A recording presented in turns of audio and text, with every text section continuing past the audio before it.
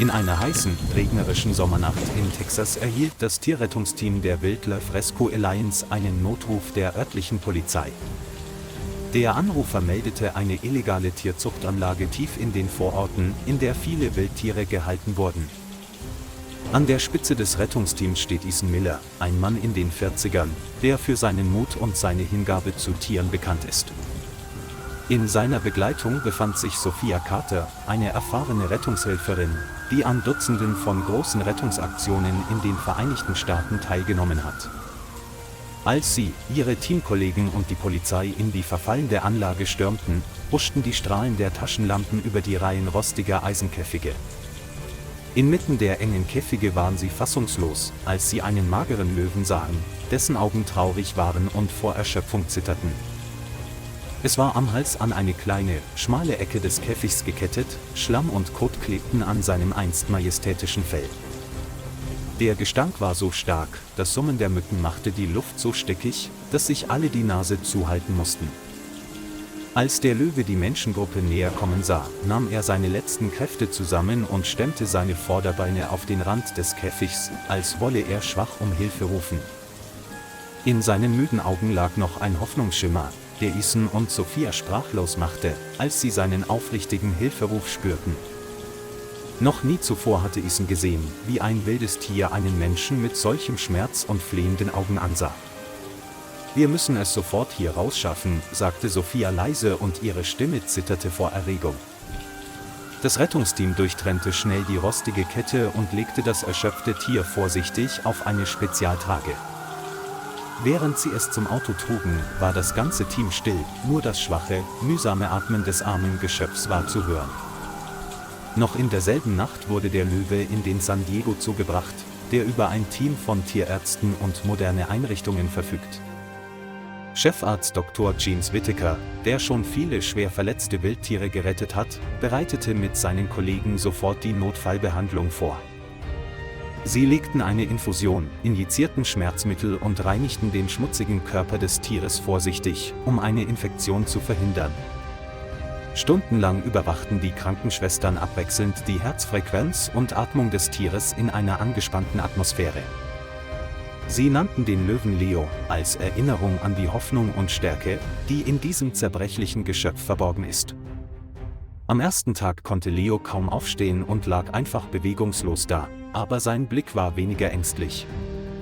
Sophia kam oft, setzte sich neben das Krankenbett und sprach leise mit Leo, als würde sie ein kleines Kind trösten. Ethan kam jeden Morgen vorbei, legte seine Hand auf die Gitterstäbe des Käfigs und machte ihm Mut: Halte durch, du wirst bald frei sein. Dank der geduldigen Fürsorge und Liebe aller erholte sich Leos Gesundheit nach vielen Behandlungswochen allmählich. Das einst struppige Fell ist nun glatter, die Augen erhalten ihren strahlenden, lebendigen Blick zurück. Das Rettungsteam und die Zoomitarbeiter waren erfreut, als sie sahen, dass Leo begann, im Käfig herumzulaufen und besser zu fressen. Im zweiten Monat rannte Leo im Erholungsbereich herum und brüllte mit einer kraftvollen Stimme wie ein wahrer König des Dschungels. Ethan und Sophia standen oft mit strahlenden Augen außerhalb des Zauns, als sie die Verwandlung des einst verzweifelten Tieres miterlebten. Dr. Whittaker entschied, dass Leo nach seiner vollständigen Genesung wieder in die Wildnis entlassen werden sollte, damit er seine wilden Instinkte wiedererlangen könne. Der San Diego Zoo und internationale Naturschutzorganisationen arbeiten zusammen, um alle Verfahren vorzubereiten, um Leo nach Afrika zurückzubringen. Am Abflugtag stand das gesamte Rettungsteam an der Startbahn des Flughafens, um sie zu verabschieden. Ihre Augen füllten sich mit Tränen, als die spezielle Transportkiste in das Flugzeug gehoben wurde. Ethan legte sanft seine Hand auf den Rand der Kiste und flüsterte: Viel Glück, Leo. Jetzt ist es Zeit für dich, in die Freiheit zurückzukehren.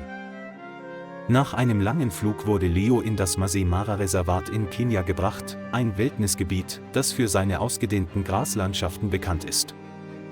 Die örtlichen Ranger unter der Führung von David Okoro begrüßten Leo respektvoll und öffneten vorsichtig die Käfigtür, um ihn herauszulassen.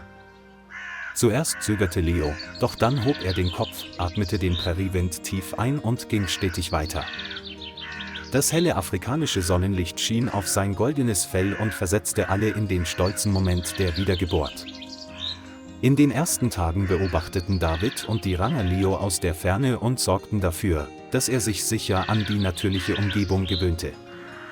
Sie waren erfreut zu sehen, dass Leo sich schnell anpasste, selbstständig nach Nahrung suchte und sich flink durch die wilden Graslandschaften bewegte.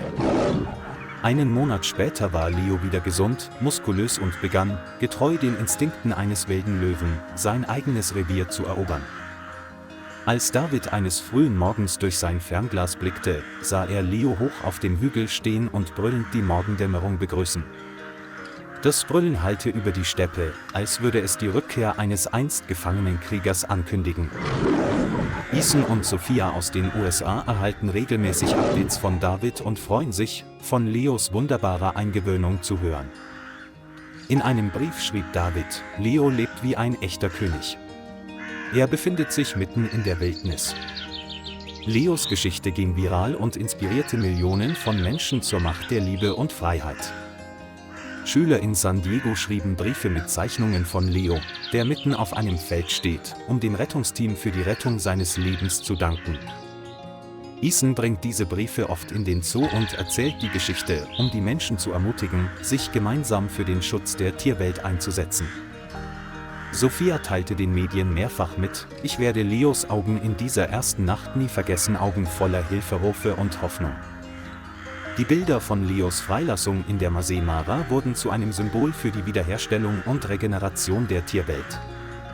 Im Rückblick auf die Reise war Dr. Whittaker gerührt: Die ganze Mühe hat sich gelohnt, als ich Leo nun frei und stark im Grasland sah.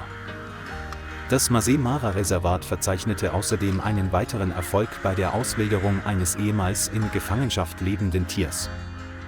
Leos Geschichte ist der lebende Beweis dafür, dass menschliche Liebe selbst die wildesten Tiere heilen kann. Es erinnert uns daran, dass jedes Lebewesen eine zweite Chance verdient und ein Leben gemäß seiner Natur verdient.